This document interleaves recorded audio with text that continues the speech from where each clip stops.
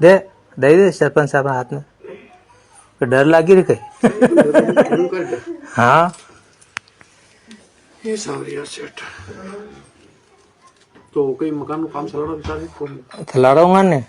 हकरात बात એટલે દો કિસ્ત આવી ગઈ ને આપની एक आई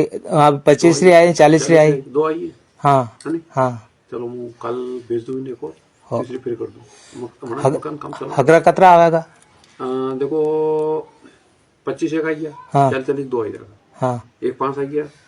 एक 5 तो हो जाएगा ये। एक 5 हो जाएगा 15 एक 20 तो ये आवेगा आपको एक 20 आवेगा कितना आवेगा ये? एक 20 एक 20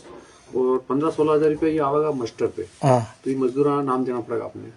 और मजदूर दे मजदूर तो मारो दे दूंगा और क्या दे दो नहीं, 2 3 4 सही है अच्छा एक एक तो आपको साल भी नहीं निकले हाँ वो तो कह रहे हो 200 रुपये रोज गणित का कदे 15,000 कदे बने कहीं तो मान दो एक घर दे देंगे दो को और दे देंगे साले की उम्र ज्यादा वही कदे तो कई बार एरिन हमारी उम्र तो बराबर है बराबर है चलो करांगे के जुगाड़ है ने चलो ठीक ठीक करांगे के जुगाड़